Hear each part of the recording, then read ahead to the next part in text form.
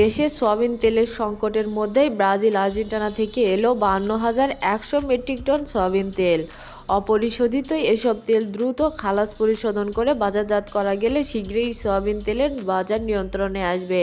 চট্টগ্রাম বন্দর কর্তৃপক্ষের সচিব মোহাম্মদ ওমর ফারুক বন্দরের অপরিশোধিত সয়াবিন তেলবাহী 4টি জাহাজ আসার বিষয়টি নিশ্চিত করেছেন। তিনি জানান, 4টি জাহাজে করে মোট 52,100 টন অপরিশোধিত সয়াবিন তেল এসেছে। এর মধ্যে আর্ডমোর চেন্নাই থেকে সম্পূর্ণ তেল খালাস করা হয়েছে। বাকি 3টি জাহাজের তেল কাস্টম নিয়ন্ত্রিত ট্রাঙ্ক টার্মিনালে রাখা হচ্ছে। শুল্ক পরিশোধন করার পর অপরিশোধিত তেল কারখানায় পাঠানো হবে। এক প্রশ্নের উত্তরে তিনি বলেন, দেশে ভোগ্যপণ্যের সরবরাহ ঠিক রাখতে এ জাতীয় পণ্যবাহী জাহাজ বন্দরে আসার পর থেকেই বিশেষ গুরুত্ব দেওয়া হয়, যাতে নির্বিঘ্নে দ্রুততম সময়ে পণ্য খালাস করা যায়। এক্ষেত্রেও সর্বোচ্চ গুরুত্ব দেওয়া হচ্ছে সয়াবিন তেলের জাহাজগুলোকে।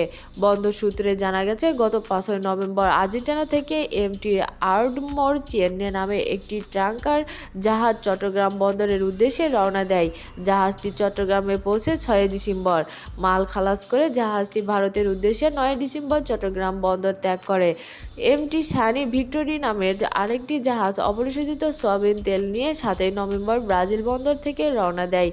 10 ডিসেম্বর জাহাজটি চট্টগ্রামে পৌঁছে। 2 জাহাজে চট্টগ্রাম বন্দরে আনা হয়েছে 21,500 টন সয়াবিন তেল।